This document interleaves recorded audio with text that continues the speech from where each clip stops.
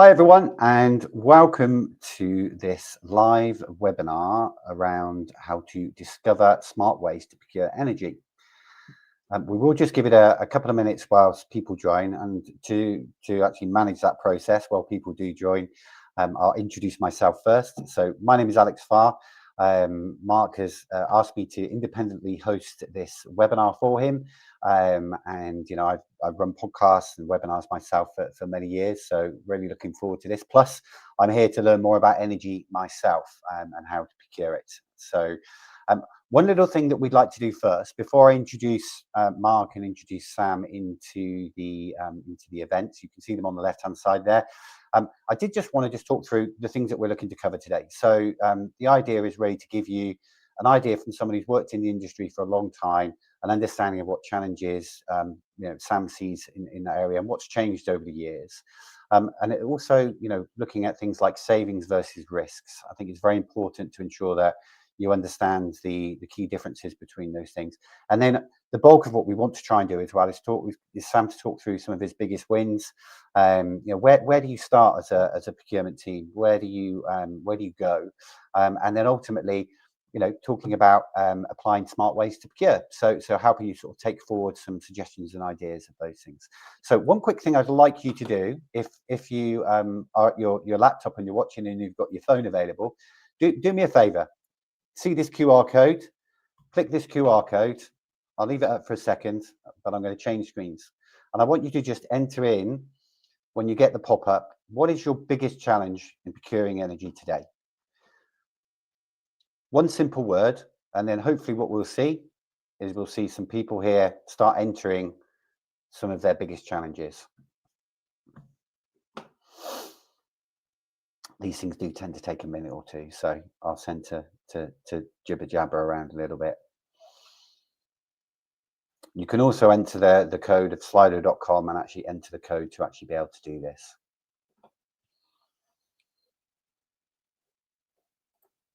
Is it worth doing intros, Alex, whilst we're waiting for some of the...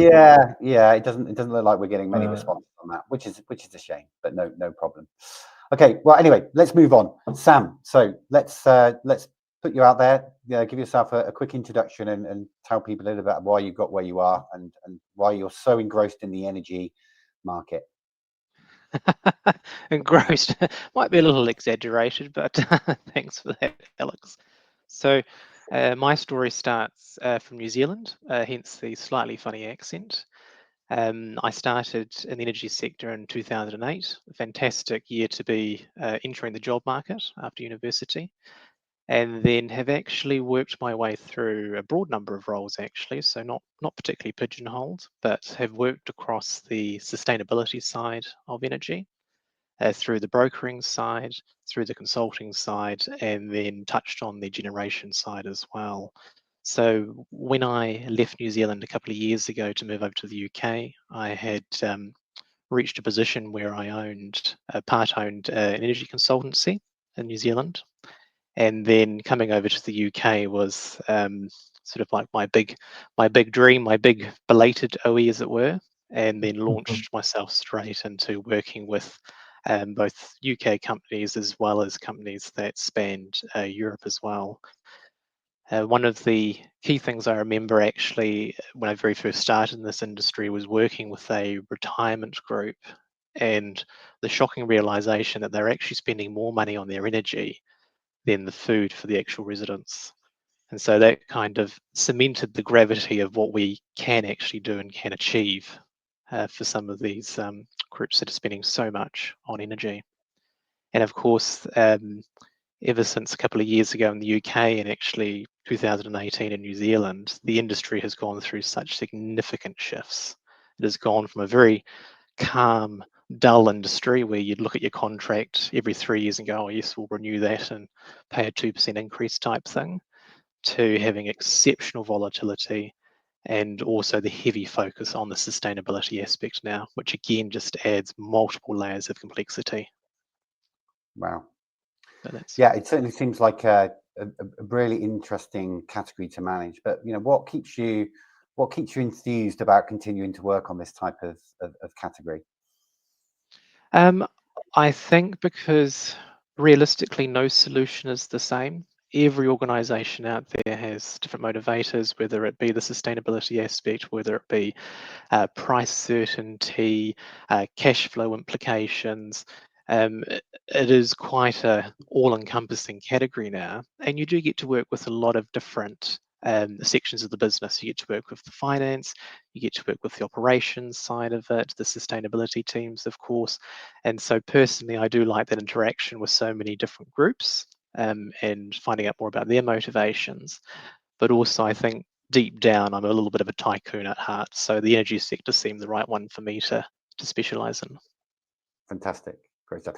Well, look, before we dig in a little bit more, I was rude not to introduce Mark. So, you know, you're our face on the screen, Mark. So probably best you say hello. Yeah, thank you. So I'm Mark Coulson. I'm one of the co-founders of SmartBuyer. I've been in procurement for 30 years now. And one of the things I've always admired is the knowledge that procurement professionals have on their niche categories and how we can use that knowledge to unlock the best commercial deals. This is the reason we set up SmartBuyer, which essentially is a fractional procurement network. We've got specialists covering over 250 different areas of niche areas of goods, services, and process, for example, ESG, but also things like cybersecurity, green fleet, influencer marketing. The list is quite extensive.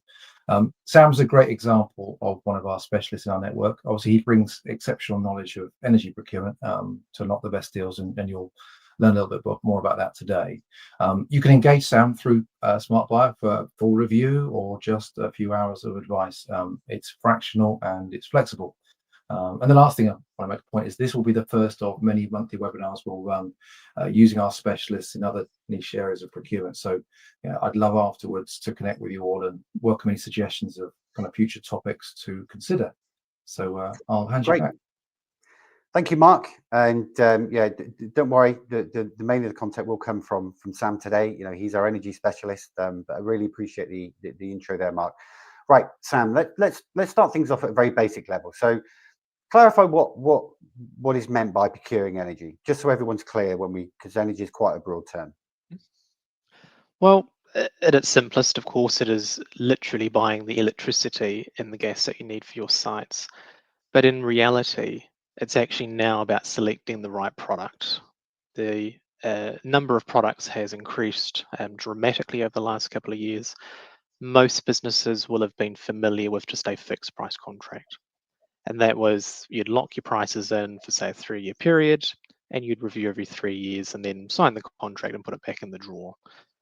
However, because of the changes and the volatility, the retailers have now passed or tried to pass a lot more of the risk on to the end user. So you now have products that are in the flexible contract side of things, which is where you are purchasing hedges in advance. So you'll commit to your purchasing months, if not years in advance now. You might say, right, January 2024, I want to have 20% of 2025 hedged by the middle of this year. And you effectively start using it like a building block and building up your portfolio as you go along. And then you get to the extremely complex contracts now, which are called PPAs, which stand for Power Purchase Agreements. And they are a next level up where you are contracting directly with a solar or usually a wind developer directly. And by signing into a very long-term contract, whether it be 10 years or maybe 15 years, you are committing to actually purchasing the energy generated from a particular site. Now that can be on your own roof or on your own paddock, as it were, or it can actually be remote. And so these contracts are very, very complex, very, very long-term sort of thinking. And so you need to be absolutely sure you know your profile and your business operations and how they will evolve over the long term. And of course, with that comes more risk, but the rewards are there to have. Okay, that sounds good. And where do brokers fit in within this piece, I suppose? I think it's an important one to raise. Broker is a very, very broad term. So you have a section of brokers that are effectively salespeople that will go in there. They'll have a smattering of energy products from a handful of energy retailers. They might also do a bit of telco or whatever it may be, and they will get in there, they'll show you their offering, sign the contract, and sort of leave and walk away. And so those level of brokers have actually got themselves into a little bit of hot water lately, especially in the UK, because of underhanded practices, not being transparent with where they're getting their commissions from and fees. And so you do need to be incredibly aware if you are dealing with a broker of that nature.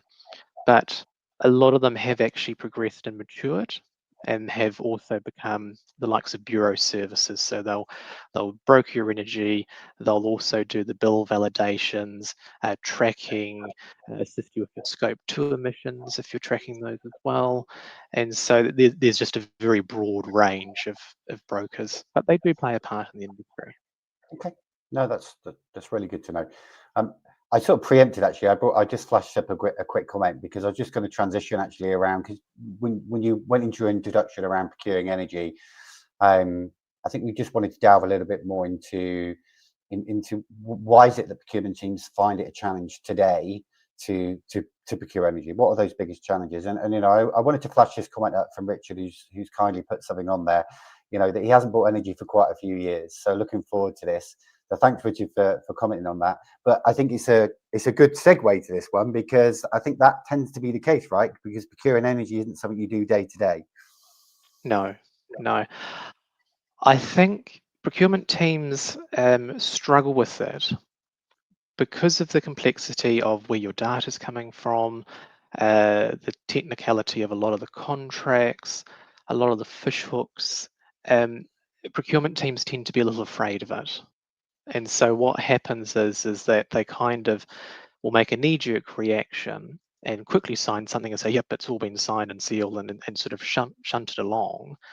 And realistically, if they upskill themselves and the team just a little bit, it actually goes a long way. So learning about the different products that are available, the right questions to ask, reviewing the contracts as well, because just to give you an example, on just a fixed price contract, up until a couple of years ago, you'd basically consume what you wanted, paid the fixed price, and then went on your way type thing. There were little clauses in there which were never really acted upon, and these were tolerance clauses.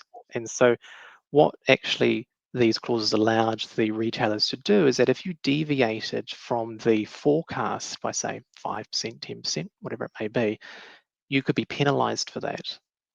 Now, all of a sudden, when 2022 kicked off with the Ukraine war and gas prices went through the roof and volatility was really rampant, the retailers actually started acting on those clauses and saying, hey, look, you're actually 20% out of what your forecast was. You've not put enough emphasis or research into this. We're going to penalize you for that.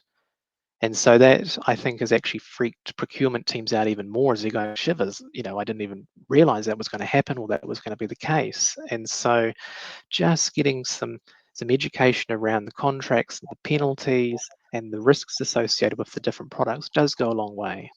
But it's, again, because my comrades and other consultants often make things seem very technical and overload you with the detail. The procurement teams are going, oh, okay, I don't quite know about that. I'll just sign this contract and renew it and be done with it. So that's kind of what's happened. And again, I don't like that. it's gone too far. No worries. It's quite good, really, because if I look at, and please continue to scan this QR code throughout. Volatility you mentioned quite a few times there, and the reason why the word's big, right? This is a word cloud, which means more than one person has submitted the word volatility. So great that you touched on that. But there's obviously a couple of other things there that have popped up that people are saying around starting and visibility as well. Sam, I don't know if you had any comments on those from a challenge perspective.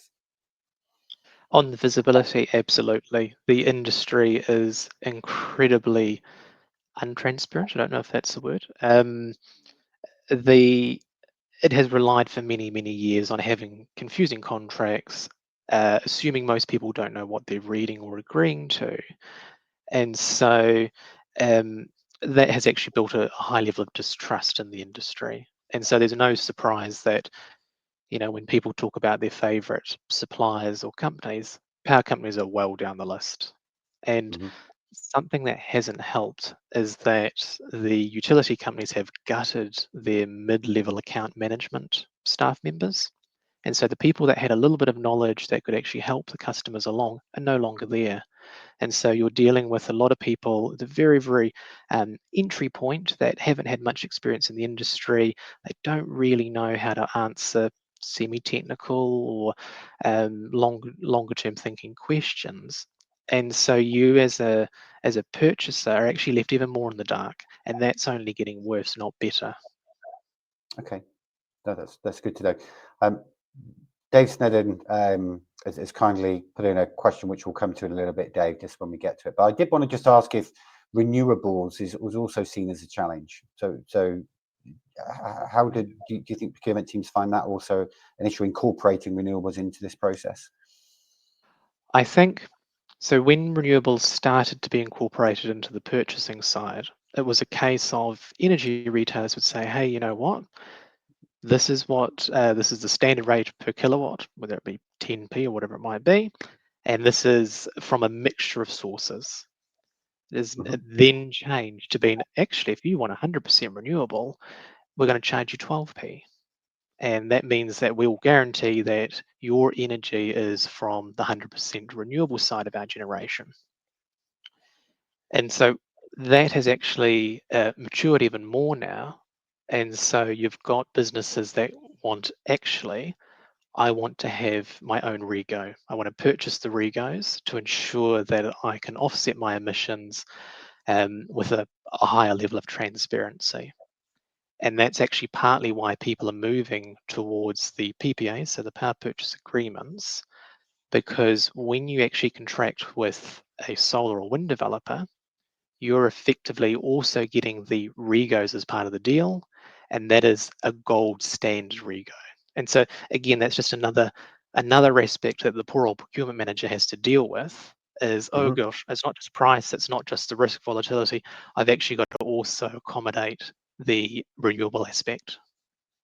Hmm. No, that's very good. And actually, it's probably a good time to bring up this quick comment from Dave. Thank you, Dave, for posting this one, because it sort of links with one of the questions around sort of getting the best price, right? So we're looking at, is there a straight line correlation between volume and price? So you've almost taken a question out of my set there, Dave. So I don't know whether you wanted to focus on that bit right now. So absolutely, that's fine. So, and a good question. Usually people assume I'm going to buy more, I want a better price. Not quite. So one of the key aspects now about pricing is your own profile. So if you have quite a flat profile and you don't have too many peaks and troughs, um, that's more predictable for the retailer to go, you know what, actually, that's a very stable price consumption profile. We can work with that. It's reliable. We can go with that. If you've got a peaky profile, so if you happen to fire up, first thing in the morning and then maybe fire up again later in the afternoon at peak times when the grid is under strain, the retailers see that as being risky. They go, you know what? We're not quite comfortable with that. We're actually going to charge you a premium. And actually, the more you consume, the more that risk can actually be. And so there's much less correlation these days between volume and getting a cheaper price. Dan, on that, if that peaky profile is something that is in play, is there anything that business can do to soften it? Well, generally, it would be about moving your consumption. So if you've got machinery, for instance, you might look, instead of firing it up at, say, 7 a.m. in the morning, you might look at a more slower fire up period to reduce the peaks and smooth out your production if that's possible. But it is very difficult. There's no quick win to suddenly go, you know what, I've got these peaks and I'll flatten them out. It is really difficult. And that ties into another point, is that it's no longer just about the kilowatts you're consuming. you've got huge costs in the distribution charges. So that's your local network, that's the high tension power lines that deliver the power, etc. Those costs are increasing and increasing very rapidly. The UK especially is trying to modernize the grid in preparation for obviously data centers that are coming online. They've got a lot of solar that is trying to get on the grid as well. You may have read recently that it's been up to 7-year wait periods to get new generation onto the grid. And so to try and bring the money in to do that quicker, distribution charges have been ramping up. So if you manage to say smooth out a peak that you have in the morning, that has a twofold benefit there. Is obviously reducing your overall consumption, but reducing the capacity charges that you have to pay to the grid. Because if you think you've got to pay for capacity up here, even though as an average point it's only down here, you've still got to pay for that top capacity. And so that's why, again, just another complexity that the poor old procurement team's been lumped with is, okay, price, sustainability. Okay, we've got peak problems over here. We've got distribution charges. So never That's why I've smooth never bought sailing. energy. Stay away from, stick to marketing and HR. Well, that's why Sam's here, right? Just before we move on though, because there's been one other comment, and please, by all means, those people watching, if you have a comment or a question, I'll do my best to incorporate it throughout the flow. So we've gone through quite a lot of complexities there, from renewals to the price element and the volume element. Is there anything else that you wanted to call out at this point that is, that adds a lot of complexity to procuring energy? I would also say regulation. We've got, and it's only just coming through, but there was a case where if you had on-site generation, so solar panels on your roof, you were still actually having to pay levies to the government, even though you weren't touching the grid, you were doing the right thing, you had the generation on the roof and everything like that, but you still had to pay all the levies to the government. And so they've just fixed that now, where actually, as long as you can prove that you've got generation on the roof and it's compliant and all that sort of stuff, you'll no longer have to do that. But that's taken years to sort out. And so, unfortunately, with with all the regulation and compliance, it is just so difficult to get these projects squared away, and the delays are just never ending. So that would be my other, outside of No, geopolitical. that's fair. That's fair, and it sort of links into where I was going in my brain, which was, how on earth do you sort of balance, how do I phrase it, balance long-term risk versus short-term savings? Because there's a lot of complexity here, but there's also obviously pressure on getting the best price point at the same point. Yes, it's balancing that risk is all about strategy. It's all about long-term thinking. Energy now needs to be a conversation of 10 years rather than 1 to 3 years, depending on the contract renewal.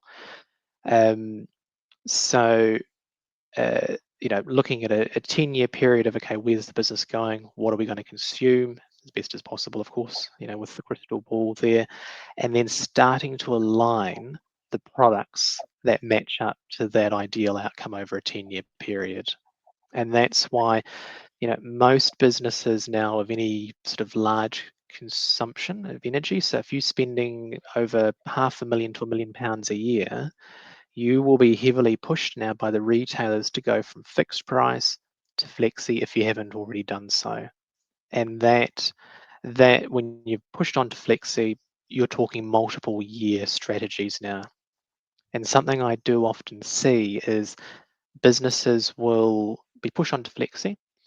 They'll go, oh, okay, well, this will be our strategy, and they quickly pull something together, and it's, oh, we're going to buy a block of energy every 3 months and just be done with it, without realizing or actually doing the forecasting on the cash flow implications. What a business really needs to do is actually go, right, this is our consumption.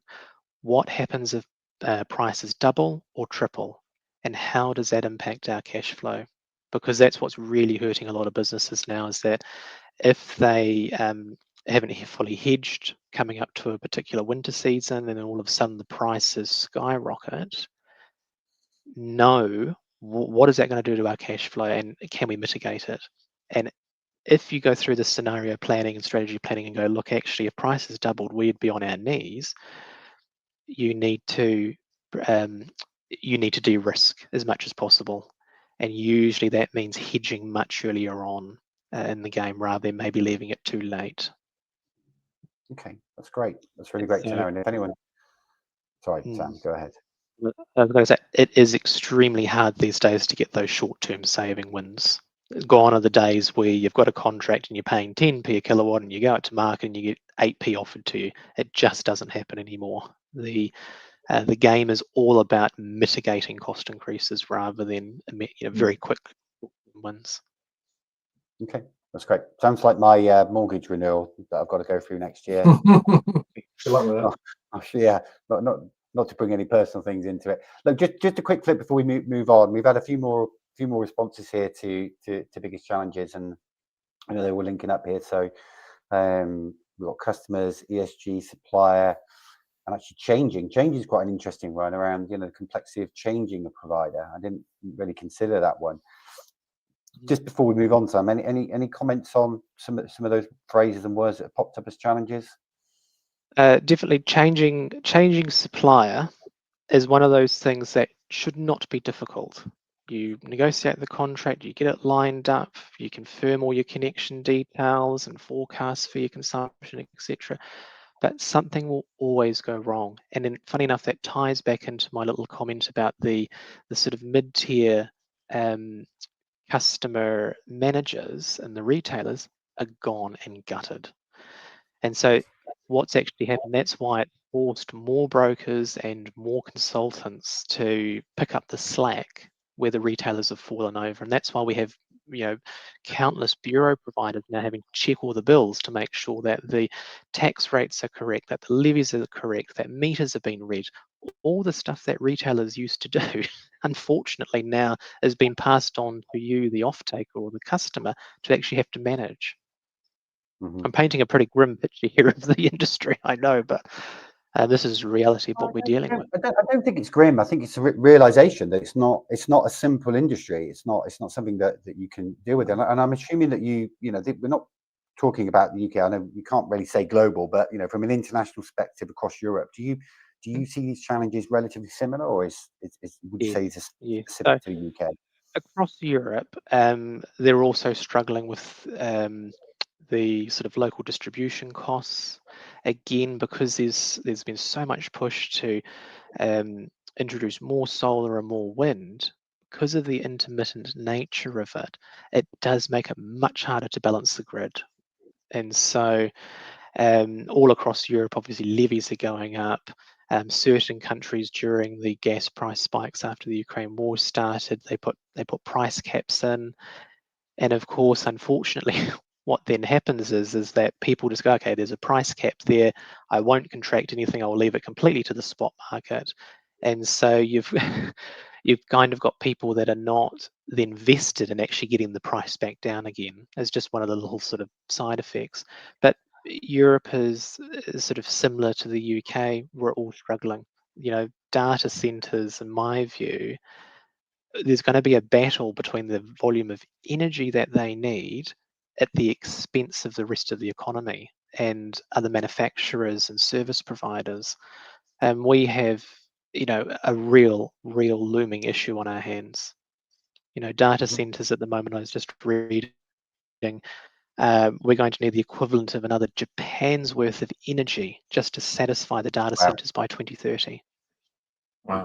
It is you can't even fathom the scale of it. It just is enormous. Right, I bet. Fantastic. Look, we're gonna pivot on to some of the things about biggest wins that you've seen, and then start to talk about a couple of things around smarter ways. But I did want to, if it's okay, just reflect back to a post that we had, or a comment that we had on here. And I know, Paul, you've also put another one on here. But Sam, I didn't know if you had any comments or suggestions on this. Obviously, Paul's got a situation around progressive hedging strategy. Like, what are your thoughts on this one? Yep. PPAs actually do work even if your consumption is not particularly huge. So I have seen PPAs that are for businesses that consume maybe five gigawatt hours of energy a year. And so roughly on a spend level, that would be, say, £1 million. So you're looking at roughly 80 to £100,000 a month. I have seen them implemented down to that level. They don't tend to get much smaller than that, though, because of the cost of setting them up. There is legal costs involved on both sides, from the developer and obviously the business.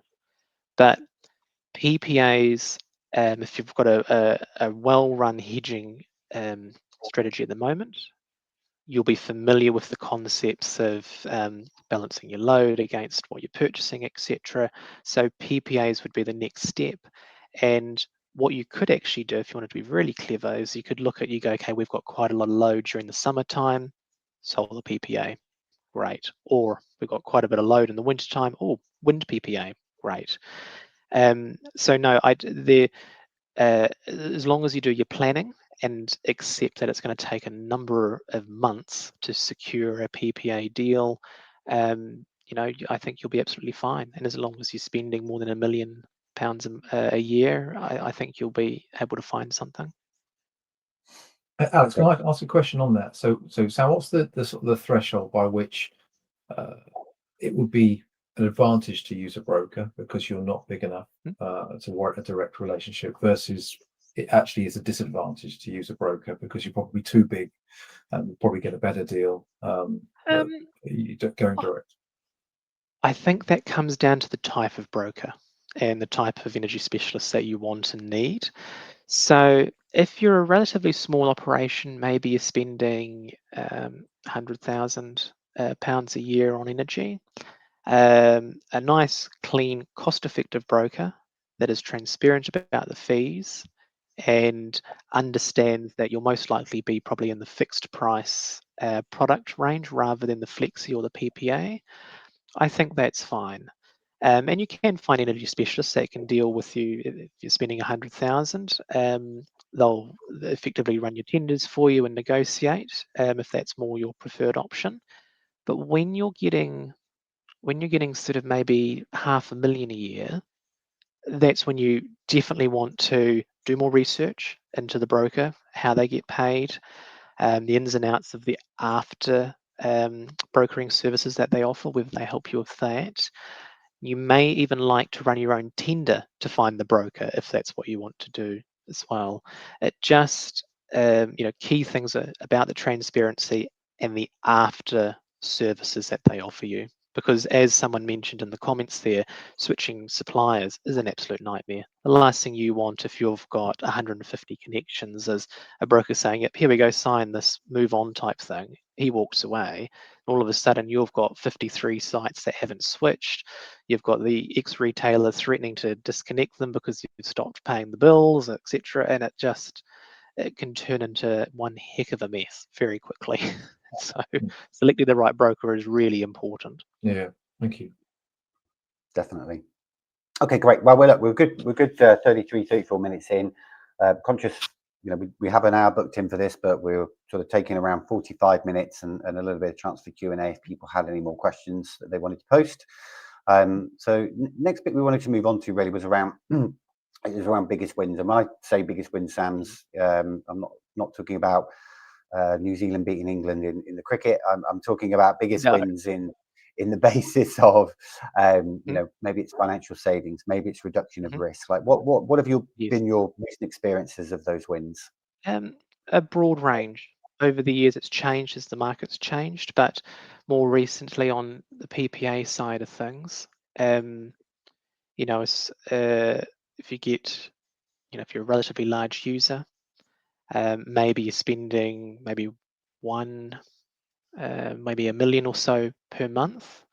It would not be unheard of, from what I've seen, to get savings of say between £1 million and £3 million over a 10-year period by moving from the hedging to the PPA level of contract.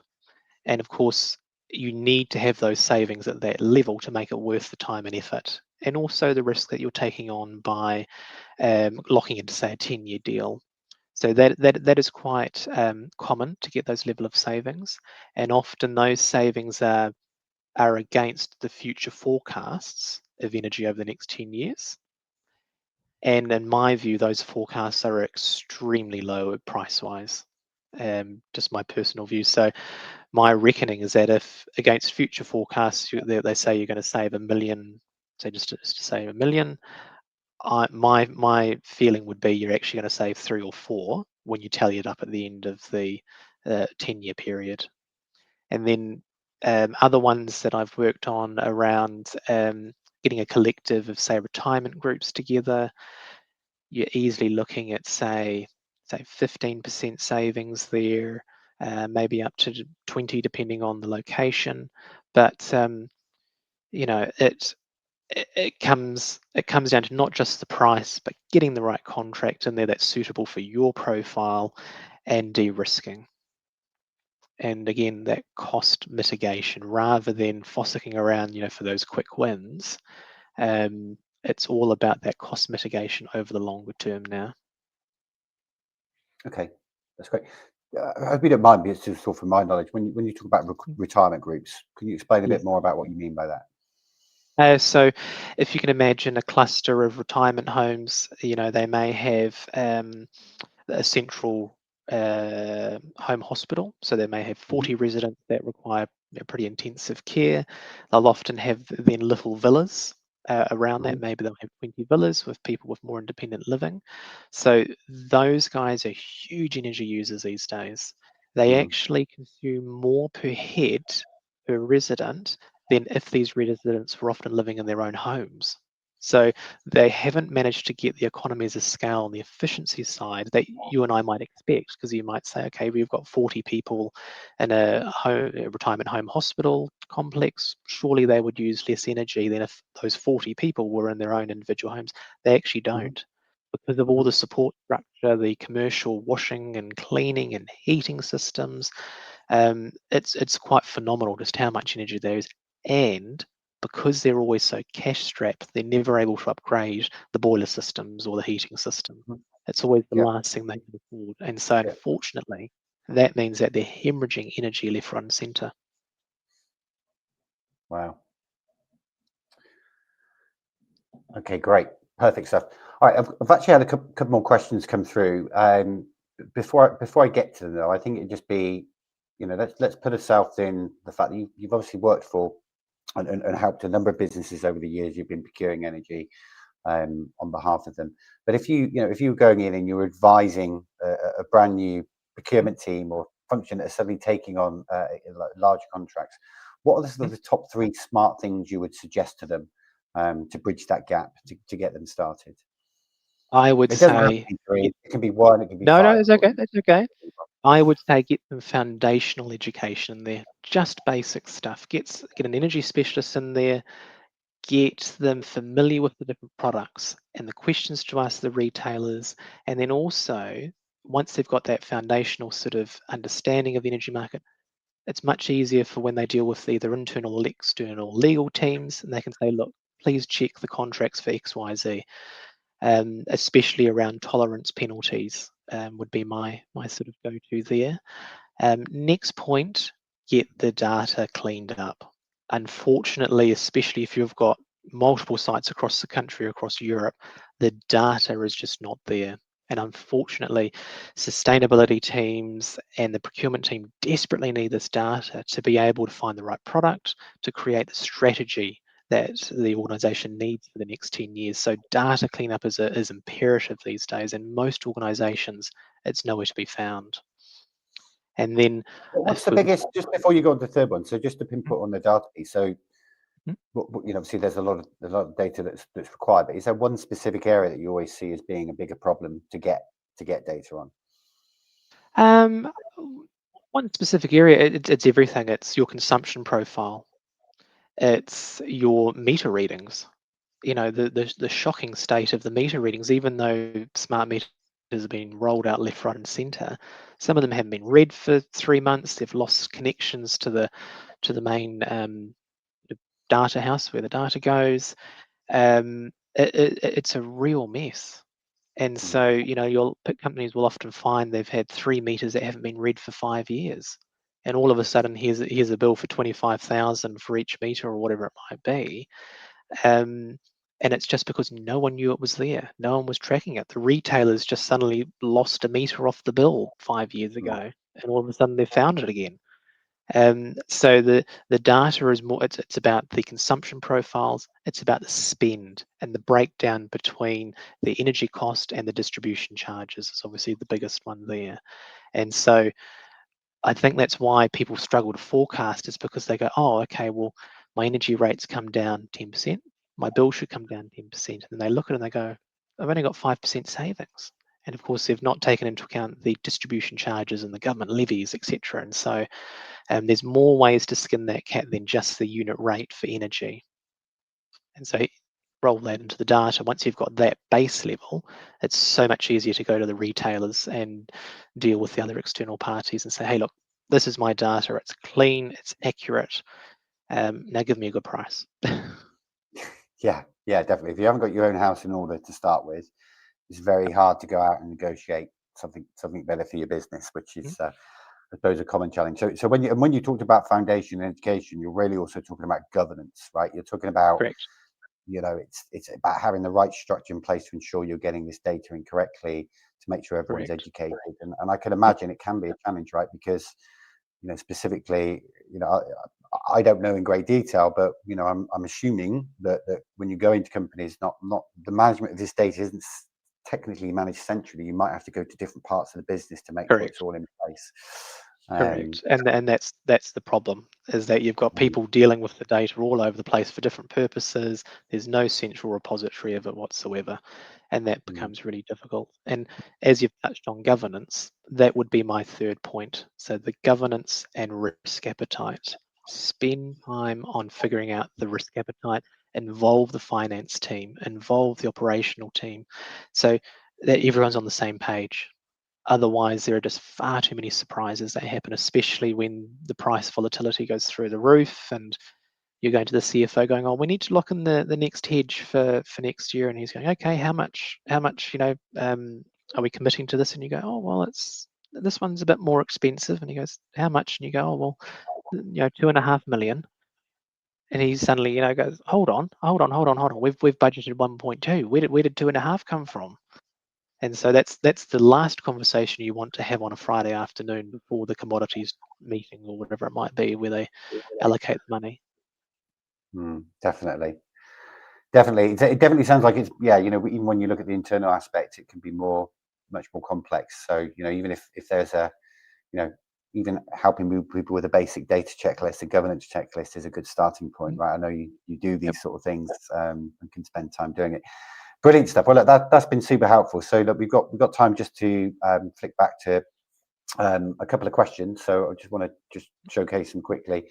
We've got one question here around, you know, what about, you know, how do you choose a useful broker? I know it's quite a broad question, but it's important, right? If people don't know and it's not something they're used to doing. Correct. My go-to point, and I'll put a few more in there as well, is around the transparency. Get them to commit exactly where they're getting paid, because that'll show you where their vested interests are. Ask them, do they go out to the market to all providers, or do they only have a select few which they deal with? Again, where the money is coming from, is it from the providers or is it from you, or both? I find that to be a little bit murky if it's coming from both, because, you know, they're you want to know, are they really working for me or are they also working for the retailer? Ask them what products they're dealing with. Are they dealing with just fixed price? Are they dealing with hedging, or do they have experience with PPAs as well? Now, that's not to say if they're not dealing with PPAs that you discount them, because you might not want a PPA, but make sure that they're actually covering all the products that may be beneficial to you, rather than just the one that they want to sell. And of course, you can ask other people in the industry if they've used particular brokers, the experience that they've had with them. Always review their terms and conditions. So often they will have a trailing cost. Now, what is that trailing cost benchmarked against?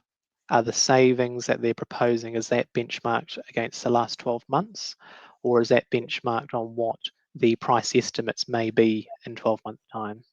So that's something to be very aware of as well, is where are they benchmarking from? And if you've got good, clean data, that gives you the perfect benchmark, and then it gives them much less wriggle room to say, oh, no, we assumed a 10% growth in this, and we assumed a 10% increase in energy costs and a 10% increase in D&O costs, and da-da-da-da.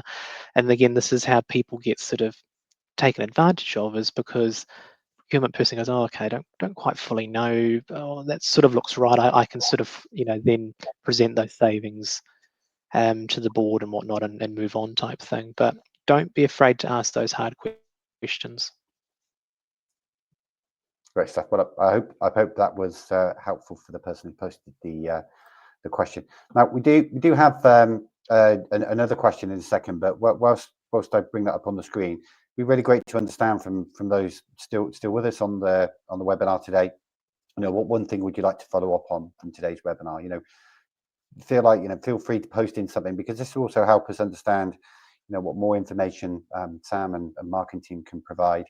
But whilst you guys do that, I'm just going to bring up this additional question for you, Sam, as you can see. So if we manage to create the supply required for data center growth, how do we overcome the challenge this creates for new infrastructure? Data centers are being told it will be 7 years before they can have capacity upgrades. Is off-grid generation the only way to keep up? So I'm not sure whether we'll have time to answer that, because it sounds like you probably want to ask a few further questions about it, but it's a very good question. It is a very good question, and generally speaking, the data centers are so large now that a smaller data center can consume the energy of 100,000 homes. The ability to be able to build on-site generation, you're effectively building your own power plant. So just to give you an example, Meta is building a data center in Louisiana, and they are having to build 3 gas power stations to actually power it. So as much as the grid constraints means that there's very long delays to get new generation on the grid, and obviously data centers connected with the capacity they need, very few of them would physically be able to build something large enough on site. You've got Google firing up 3 Mile Island nuclear power station, which obviously hasn't been used for many decades now, because of the huge amounts of power that they just need. It's really hard to sort of put the scale in perspective. That's why I sort of use the term, a small data center consumes 100,000 houses, and larger ones can consume up to 20 times that. Wow. So Amazing. I don't know how we're going to go, and the only thing that I could see is that there is going to be such pressure on the generation that we already have and the grid that we already have, that it's potentially going to strangle the economy in every other aspect. Mm. I know it sounds a bit Madness. dystopian. So crazy to think about. Wow, this is great. So fantastic. That's really we really appreciate the questions. I know never nice seeing your name put on screen in front, but join the 3 of us as we have our names on it too. So look, here's a few things that people put for follow-ups, or things they like to use, maybe more info on brokers. Can we use well, yeah, I'm sure Mark will be happy to have a chat with you about that. Standing distribution costs, can they be reduced? Very good point. More on PPAs. Customer engagement, that's wonderful. So we wanted to finish around 10 to give people 10 minutes before their next meeting. Sam, if there's anything you wanted to add to any of those comments, obviously bar the one on yourself. Distribution costs, absolutely. They can be reduced, and generally it's around the agreed capacity levels that you have with the distribution network. But again, you've got to be very certain that you lower that agreed capacity to a new level. If you do go over it, the penalties can be very severe. But yes, they can. Mm-hmm. Great stuff. Well, look, for those people that have made those, sorry, go ahead. PPAs are complex. I could probably talk about them for about 5 hours straight without a breath. But yes, I'm sure more information can be arranged on that. Alex, on that note, if people want to email me, my email's mark@smartbuyer.co, so that's just .co, with any follow-up questions that you have. I can then post them to Sam and get a response back. Great stuff. Yeah, no, It's quite super a good. complex topic. Super good. No, it is, and this is why having this discussion is a good thing, right? It's, you know, there are many more sessions that could be had on this. And look, we're at 10 to 1. Yeah, conscious of people's times, and for those that have joined us, thank you ever so much. So thank you, Mark, for putting this together. Really enjoyed learning a few things myself today. Big thank you to Sam. Amazing knowledge. And Thank you, Alex. Very, very lucky for the clients that have you working for them right now. Thank you. So yeah, this has been a SmartBuyer edition of how to procure smarter energy. And if you want any further follow-ups, please, of course, reach out to Mark direct. And thanks for joining. Thanks, everyone. Lovely. Thanks, everyone. There we go, guys.